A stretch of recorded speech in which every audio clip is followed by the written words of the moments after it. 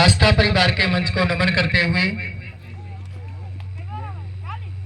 आस्था परिवार के मंच पर मेरे सभी सहयोगी लीडर और दूर दराज से आए आप सभी लोग सिल्वर स्टार होने वाले सिल्वर स्टार व नए पुराने मेहमान, मैं आप सभी लोगों का संतोष कुमार सागर, ग्राम रत्ना, तहसील नवाबगंज, डिस्ट्रिक्ट बरेली की ओर से और आस्था परिवार के मंच की ओर से आप सभी लोगों का बहुत बहुत स्वागत, वंदन व अभिनंदन करता हूं।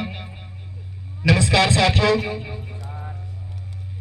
अभी आपने हर लीडर को सुना और हर लीडर ने बारी बारी से अपने अपने विषय में बताया, अचीवमेंट के भी माध्यम से, कहानियों के भी माध्यम से। लेकिन मैं ये समझ रहा हूं कि आपका किसी ने हाल चाल नहीं लिया, तो मैं आपसे पूछना चाहूंगा कि कैसे हैं आप सभी लोग? सभी लोग अच्छे हैं? बहुत बहुत धन्यवाद आप सभी लोगों के लिए और हमारे आज की मीटिंग के संचालनकर्ता के लिए भी। तो साथियों, सर्वप्रथम जैसे कि अभी हमारे सभी लीडरों ने अपने अपने अनुभव आप सभी लोगों के बीच शेयर किए कि आस्था परिवार का प्लान मिला तो क्या काम करते थे और किस परिस्थिति में उन्हें ये आस्था परिवार का प्लान मिला। हर लीडर ने आप सभी लोगों को अपनी बात बताने का प्रयास किया और ये समझाने का सभी ने प्रयास किया कि कैसे भी करके आप सभी लोगों को ये समझ में आ जाए कि आस्था परिवार का प्लान बहुत अच्छा है, बढ़िया है। इसीलिए आपको हर लीडर ने यही बात बताने का प्रयास किया कि किसी तरह से आप लोगों को ये बात समझ में आ जाए। तो साथियों, अभी तक आप सभी लोगों ने जो कार्यक्रम सुना, देखा, तो आप सभी से मैं जानना चाहूंगा कि कार्यक्रम अच्छा लग रहा है आप सभी लोगों के लिए? तो जब सभी लोगों के लिए कार्यक्रम अच्छा लग रहा है तो एक बार आप सभी लोग उस व्यक्ति के लिए तालियां बजा दीजिए जो आपको ये मीटिंग दिखाने लेकर आया है। तो एक बार उसके सम्मान में जोरदार तालियां बजाएं साथियों, क्योंकि यदि वो आपको यहाँ बुलाकर न लाया होता तो शायद आप इस मीटिंग को नहीं देख पाते। तो साथियों, जैसे आप लोग आज इस मीटिंग में किसी न किसी के माध्यम से, किसी न किसी के जरिए से इस मीटिंग को देखने आए हैं, समझने आए हैं, और हो सकता है आपकी उम्र आज जो भी रही हो, चाहे आप 20 साल की उम्र के हो, चाहे आप 30 साल की उम्र के हो, चाहे 40 साल की उम्र के रहे हो, और हर व्यक्ति के जीवन में एक न एक अवसर अवश्य आता है और बस जरूरत है आपको उस अवसर को और उस दिन को समझने की। क्योंकि जैसे आज आप इस मीटिंग में आए हैं किसी न किसी के जरिए से, तो इसी तरह से अब से कुछ समय पहले मुझे भी मीटिंग दिखाई मेरे बिजनेस गुरु ने, जो मेरे मार्गदर्शक हैं, और आज मेरे पास ऐसे कोई भी शब्द नहीं है जो मैं उनके लिए आप सभी लोगों के बीच रखूं। आपकी जिंदगी का ये जो दिन है, क्योंकि मेरी भी जिंदगी का वो दिन जब पहली बार मैंने भी इसी तरह से एक मीटिंग देखी थी बरेली में, सैल की शिवरात्रि में, और वो मीटिंग, वो दिन मेरी जिंदगी का बदलाव का वो दिन था साथियों। तो इसी तरह से आपके जीवन में भी ये दिन एक यादगार दिन बन सकता है यदि आप चाहें तो, और चाहे आपकी उम्र जो भी रही हो। साथियों, जब मेरे पास भी अवसर आया, मौका आया, तो मैंने भी इसी तरह से जब मीटिंग देखी तो इसी तरह से एक मंच लगा हुआ था और हर लीडर वहां पर भी इसी तरह से अपने अपने विषय में बता के जा रहे थे। और मेरे जो बिजनेस गुरु हैं जिन्होंने मुझे ये मीटिंग दिखाने का काम किया, तो मेरे बिजनेस गुरु हमारी आस्था परिवार से डबल डायमंड स्टार हैं और बहुत ही जल्द वो होने वाले ड्रीम हाउस हैं। तो मैं सहयोग चाहूंगा आप सभी लोगों से कि मेरे बिजनेस गुरु परम आदरणीय ओम प्रकाश सागर जी के सम्मान में एक बार जोरदार तालियां दे साथियों, जोरदार तालियां, जो ग्राम कंचनपुर तहसील बरेली के निवासी हैं। तो उन्होंने मुझे इसी तरह से मीटिंग दिखाई थी और मैं भी इसी तरह से भीड़ में मीटिंग को बैठकर मैंने देखा और एक मैंने विचार किया कि हाँ, यही वो काम है जहां से हम अपने परिवार में खुशियां लेकर आ सकते हैं। क्योंकि मैं आप सभी को बताना चाहूंगा, परिवार की अगर बात की जाए तो परिवार में हम 2 भाई हैं। पापा हमारे अब से 13 साल पहले एक्सपायर हो चुके हैं और इसी तरह से जैसे आप कोई ना कोई काम कर रहे होंगे तो हम भी कहीं ना कहीं खेती मजदूरी का काम किया करते थे। मात्र कक्षा 9 में हम पढ़ रहे थे जब हमारे पिताजी का स्वर्गवास हुआ और जमीन की अगर आप बात करें तो जमीन भी ज्यादा नहीं है, सिर्फ 6 बीघा जमीन है जिसे 1 एकड़ बोलते हैं। और वो जमीन 3 जगह बैठी है क्योंकि मम्मी हमारी है। अब आप सोच सकते हैं कि 2 बीघा वाला व्यक्ति क्या करेगा सिवाय मजदूरी के, क्योंकि लगे हुए थे दिन रात, क्योंकि जिम्मेदारियां आ गई। सोच लिया कि अगर हम कोई भी काम नहीं करेंगे तो हमारे परिवार में जो चल रहा है वो परिवार कैसे चलेगा। अमीर थे नहीं पहले से, जो पैसा हो हमारे पास, कोई काम करना ही नहीं पड़े तो लग गए मेहनत मजदूरी करने लगे। और जब सर जी ने मीटिंग दिखाई इसी तरह से, तो बस एक विचार आ गया कि हाँ यही वो काम है जहां से हम अपने परिवार में खुशियां लेकर आ सकते हैं। क्योंकि अमीर बनने के लिए मेरी नजर से देखा जाए तो सिर्फ 2 रास्ते हैं। अमीर बनने के लिए मेरी नजर से देखा जाए तो 2 रास्ते हैं। पहला रास्ता तो ये है कि आप कोई बिजनेस कर लीजिए, आपके पास 10-20 लाख 50 लाख 1 करोड़ रुपया हो और आप कोई भी बिजनेस शुरू कर सकते हैं। आप उस पैसे से अमीर बन सकते हैं। और दूसरा मैंने ये देखा कि दूसरा काम ये है कि अगर हम पढ़ लेते हैं और पढ़ने के बाद अगर हमारी कोई अच्छी नौकरी लग जाए, उच्च लेवल की नौकरी लग जाए जहां से लाखों रुपए महीना हमारे पास आना शुरू हो जाए, तब अमीर बन सकते हैं। अब हमने देखा कि कोई मोटा पैसा तो है नहीं कोई बिजनेस करने के लिए, तो पढ़ाई लिखाई कर ली जाए। पढ़ाई लिखाई हमने करी, 2016 में मैंने ग्रेजुएशन कर रखा है। और उसी वक्त इस सिस्टम की मुझे जानकारी मिली तो उसी दिन मुझे याद आ गया कि हाँ यही वो काम है कि जहां से मैं अपने परिवार में खुशियां लेकर आ सकता हूं। क्योंकि अभी आपके बीच हमारे प्लानकर्ता ने 1 लेवल से 18 लेवल का 7 करोड़ रुपए का व्यापार आप सभी लोगों के बीच शेयर किया होगा। तो ऐसे मुझे भी जब मीटिंग दिखाई तो उस मीटिंग में भी प्लान शेयर हुआ। और उस मीटिंग में चीफ गेस्ट जो थे हमारे सर, वो सिर्फ 16 लेवल के अचीवर थे। 18 लेवल में जो 7 करोड़ का व्यापार है, उस मीटिंग में कोई भी ड्रीम हाउस नहीं था। लेकिन सर ने आस्था का जो एक इतिहास आता है, अचीवर बुक आती है, उस अचीवर बुक का इतिहास दिखाया कि यही 6-7 हजार रुपए लगाने के बाद लोग करोड़पति बने हैं, लोगों ने करोड़ रुपया कमाया है। तो ये विश्वास उस अचीवर बुक के माध्यम से हुआ कि जब तमाम लोगों ने इस आस्था परिवार से 1 लेवल से आखिरी लेवल का पैसा कमाया है, और ऐसा भी नहीं कि इसमें पढ़े लिखे लोग हैं, सर ने इतिहास दिखाया जो अचीवर बुक के माध्यम से, तो उसमें पढ़े लिखे लोग भी थे, अनपढ़ भी लोग थे, अनपढ़ महिलाएं भी थी, नौकरी वाले लोग भी थे, जो रिटायर होने के बाद पेंशन भी ले रहे थे। ऐसे ऐसे लोगों को इतिहास में दिखाया। तो एक विश्वास कर लिया कि जब इस आस्था परिवार से ऐसे ऐसे लोग कामयाब हो सकते हैं, और एक व्यक्ति तो ऐसे दिखाए सबने कि आस्था परिवार से वो ड्रीम हाउस 18 लेवल का जो बिजनेस है, करोड़ रुपए का बिजनेस है, सिर्फ और सिर्फ 3 साल 8 महीने 11 दिन में उन्होंने पार कर लिया। जो आस्था परिवार में 26वें ड्रीम हाउस अचीवर हैं अर्पण कुमार बाबा जी, दोनों पैरों से 100% विकलांग हैं। और उनकी जो पढ़ाई लिखाई है सिर्फ हाई स्कूल 3rd डिवीजन के पास है। वो सर ने इतिहास मुझे दिखाया तो एक विचार कर लिया कि जब एक ऐसा व्यक्ति ड्रीम हाउस बन सकता है जो दोनों पैरों से 100% विकलांग है और पढ़ा लिखा भी नहीं है, तो हम क्यों नहीं बन सकते हैं। तो उसी मीटिंग में मेरी जिंदगी का एक बदलाव का दिन बन गया और मैंने एक निर्णय ले लिया कि मुझे इस आस्था परिवार से मुझे काम करना है और मुझे भी अपने परिवार में खुशियां लेकर आनी है। क्योंकि बहुत मेहनत की है, इतनी छोटी उम्र में भी बहुत मेहनत की है, 16 घंटा काम किया है हमने अपनी उम्र में, सिर्फ इसीलिए कि हमारे पिताजी ने बहुत मेहनत की, बहुत संघर्ष किया, वो जीवन खुशहाल नहीं जी पाए। लेकिन हमने अपनी सोच बदली कि हमें कितनी भी मेहनत क्यों ना करनी पड़ जाए, जो गरीबी शब्द है, ये गरीबी शब्द अपने परिवार से खत्म कर देना है। गरीबी होती क्या है, ये हमें अपने परिवार से बिल्कुल ही मिटा देना है। इसलिए मेहनत की हमने, और जब मीटिंग देखी तो समझ में आ गया कि हाँ यही वो काम है जहां से हम अपनी गरीबी दूर कर सकते हैं, अपने परिवार में खुशियां लेकर आ सकते हैं। और इस आस्था परिवार को ज्वाइन कर लिया, और ज्वाइन करने के बाद जब हमने लोगों को बताना शुरू किया तो अभी आपने देखा कि हमारे मैन हीरो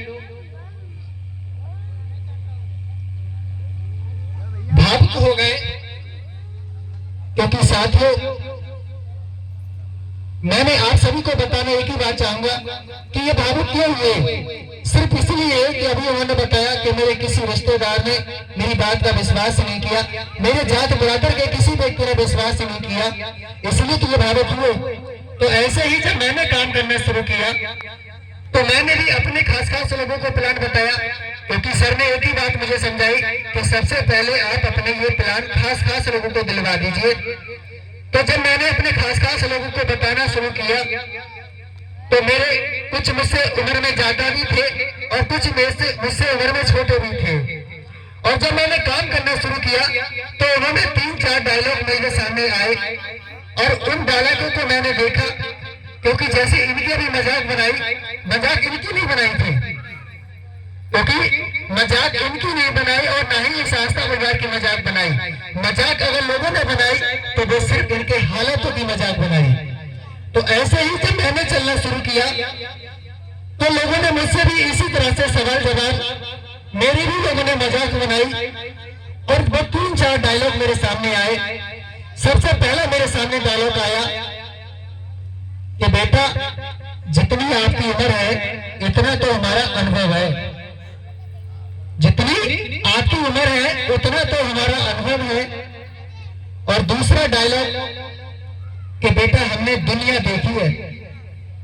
दूसरी डायलॉग जो था वो हमने दुनिया देखी है।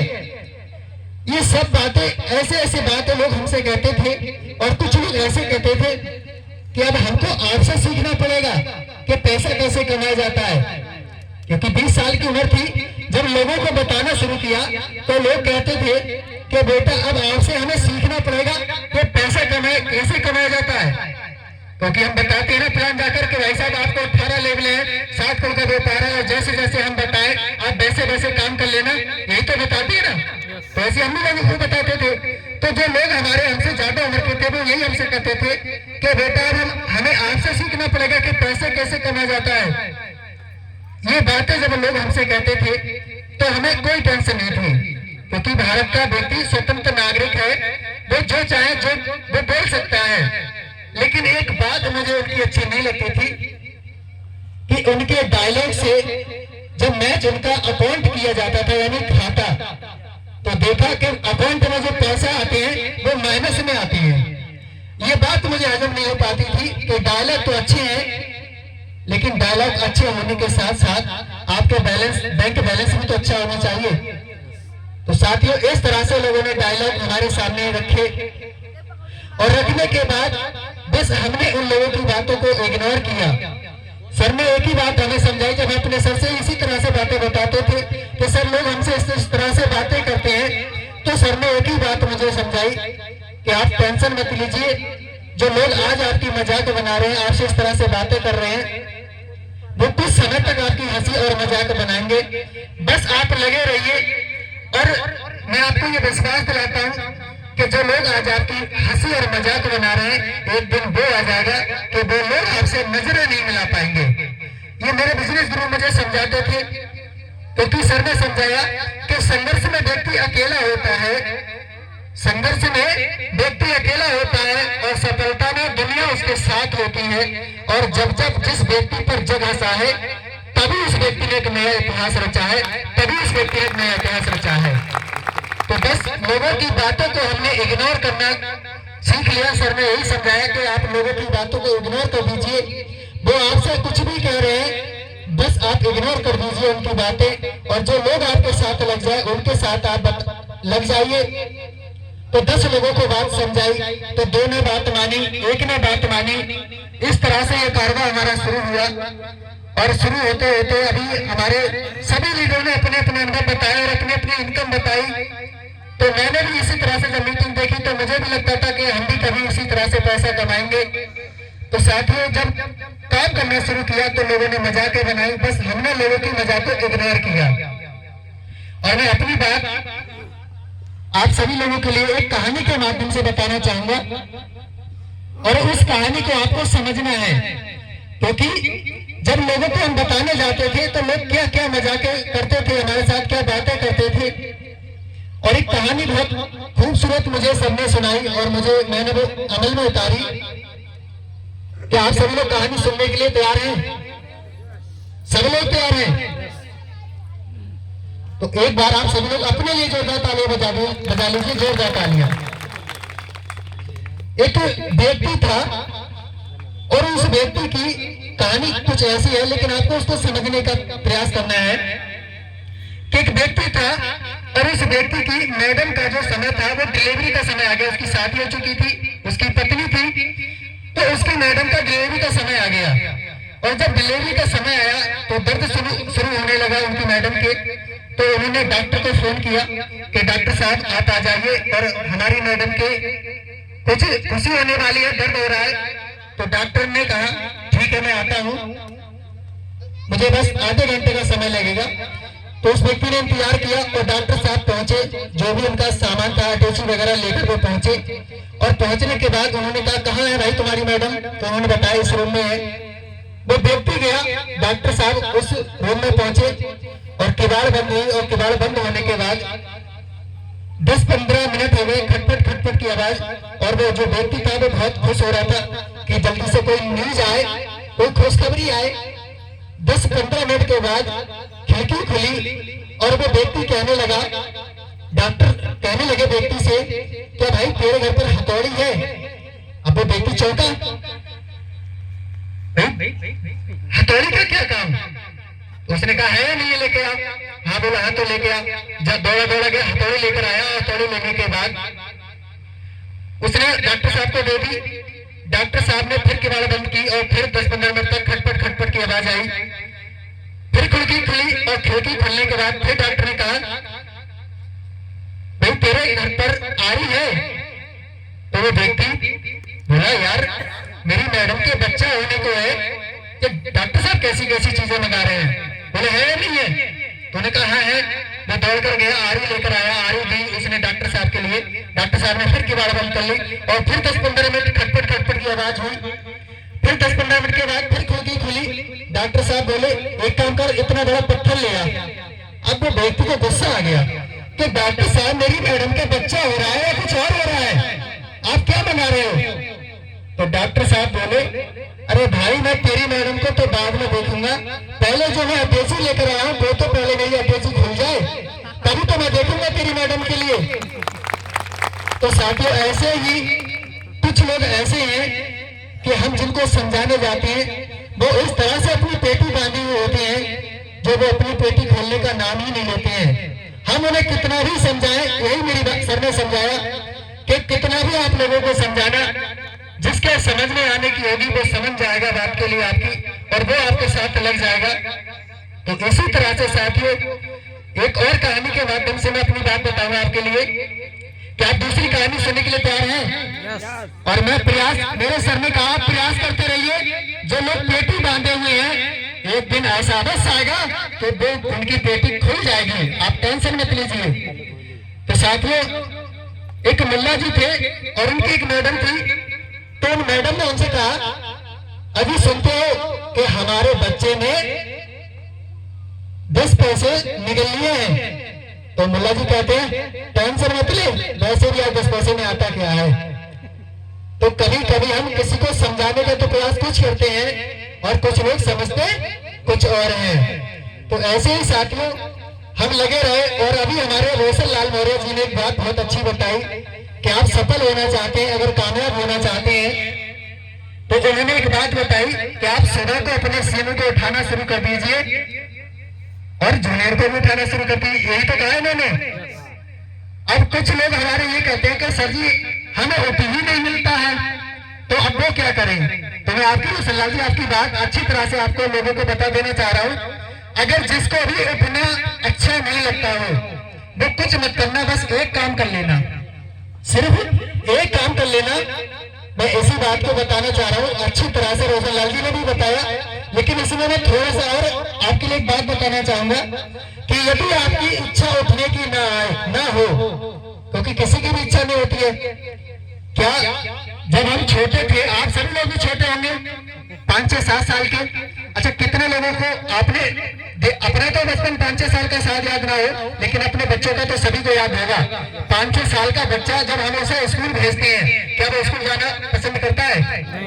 करता है, लेकिन हम उसको भेजते हैं ना। समझा के ही भेजते हैं, पैसे भी देकर भेजते हैं, नहीं मानता तो थप्पड़ लगाकर भी भेजते हैं, भेजते नहीं भेजते हैं। तो ऐसे ही किसको किसी भी व्यक्ति को अच्छा नहीं लगता है सुबह उठना।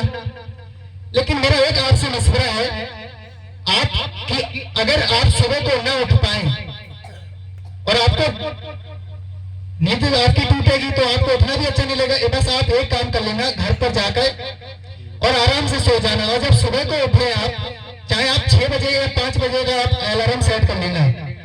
और यदि आप 6 बजे उठे, अगर आपने 5 बजे का अलार्म लगाया और 6 बजे आप उठे, तो बस आप एक काम कर लेना, क्या आप चुपचाप अपने अपने घर की आपकी जो पैंट होगी या सेट होगी, उसमें जो भी नोट हो, चाहे 500 का हो या 2000 का हो या 200 का हो या 100 का हो, बस आप चुपचाप एक नोट फाड़ देना, कुछ मत करना। सिर्फ आप उठना, क्योंकि आपने 5 बजे का अलार्म लगाया और 6 बजे आप उठ रहे हैं, सिर्फ आप अपनी जेब से एक नोट फाड़ देना, चाहे 500 का या 100 का या 200 का, कुछ मत करना। और दूसरे दिन भी आप अलार्म लगा लेना, दूसरे दिन भी अलार्म लगा लेना, लेकिन आपकी आदत तो नहीं होगी 5 बजे का अलार्म लगाओगे 8 बजे उठोगे, फिर चुपचाप उठना और फिर नोट फाड़ लेना। तीसरे दिन आप 4 बजे उठ के बैठ जाओगे, ये आप लिख के ले लो साथियों। और यदि नोट भी ना हो तो एक बात और मैं बताना चाहूंगा, अगर आपके पास पैसा भी ना हो तो आप कुछ मत करना, सबसे अच्छी जो आपकी सेट हो उसमें आप आग लगा देना। और ये भी ना हो तो आप अपनी मैडम का एक अच्छी सी साड़ी आप जला देना, आपकी मैडम दूसरे दिन को डंडा लेकर ना उठाए आपको तो आप कह देना। तो साथियों, ये सारे अंदर मेरे सर जी ने मुझे बताए, क्योंकि हम लोग इंसान जो है बहुत ही देखा जाए, हम सब बहुत ही एक आलस से आ जाता है और हम अपने काम पर तरीके से नहीं कर पाते हैं साथियों। तो मेरे बिजनेस गुरु ने यही सारी बातें बताई कि आप कुछ समय तक लोग आपकी हंसी और मजाक बनाएंगे, बस आप लगे रहना और वो दिन दूर नहीं होगा।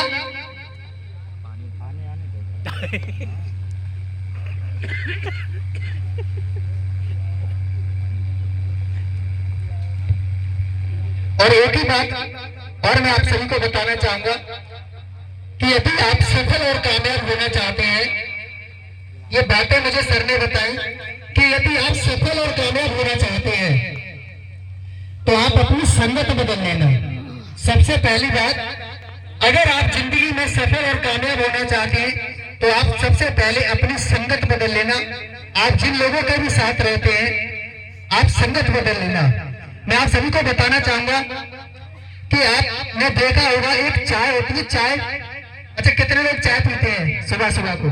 सभी लोग पीते हैं, मैं तो नहीं पीता हूँ भाई चाय। आपने देखा होगा कि हम एक चाय पीने जाते हैं, ठेले पे ज्यादा ज्यादा 10 रुपए की मिलती है, ठेले पे 10 रुपए की मिलती है ज्यादा ज्यादा चाय। और वही चाय आप किसी रेस्टोरेंट में चले जाएं तो कम से कम 20 रुपए या 25 रुपए की मिलेगी। और वही चाय आप किसी 4 स्टार होटल में चले जाएं तो कम से कम 100 रुपए की होगी। और वही चाय आप किसी 5 स्टार होटल में पीने चले जाए तो कम से कम 500 रुपए की चाय होगी, कम से कम 500 रुपए की चाय होगी। अब क्या ऐसा होगा, क्या 10 रुपए वाली चाय और 500 रुपए वाली चाय अलग अलग होती है? चाय क्या अलग अलग होती है? क्या ऐसी वजह है कि वो चाय 10 रुपए की और एक 5 स्टार होटल में 500 रुपए की, क्या ऐसा फर्क है? क्या उसकी कीमत बढ़ गई? क्यों कीमत बढ़ गई? क्या बताना चाहेगा कोई? क्योंकि साथियों उसका जगह बदल गई और उसकी क्वालिटी भी बदल गई, उसकी जगह भी बदल गई और दूसरी बात उसका माहौल भी बदल गया क्योंकि वो 5 स्टार में पहुंच गई। तो साथियों यही मेरे सर ने मुझे समझाया कि यदि आप सफल और कामयाब होना चाहते हैं तो आप अपनी संगत बदल लेना। जिनके साथ आप रहते हो, जो लोग आपसे, आप जब उन्हें करोड़ों की बात बताएं और वो आपकी करोड़ों की बात समझे नहीं, माने नहीं, तो आप उनकी संगत बदल लेना। क्योंकि यदि आप करोड़पति बनना चाहते हैं, यदि मैं 10,000 का व्यक्ति हूँ और मैं बनना चाहता हूँ 50,000 का व्यक्ति, और मैं रहना शुरू कर दूं 5,000 वाले के साथ, क्या वो हमको बता सकता है 50,000 या 1 लाख रुपए महीने कमाने का रास्ता? नहीं बता सकता है, नहीं बता सकता है। तो यही मुझे सर ने समझाया कि यदि आप 50,000 रुपए के व्यक्ति बनना चाहते हैं तो आप लाखों रुपए महीने कमाने वालों में आप रहना शुरू कर देना, आप अपनी संगत बदल लेना। और कोई भी हो सकता है, आप जिसके साथ पहले रहते थे, चाहे वो आपके घर वाले क्यों ना हो, आपके पड़ोसी क्यों ना हो, आपके रिश्तेदार क्यों ना हो, बस आप उनको कुछ समय के लिए छोड़ देना।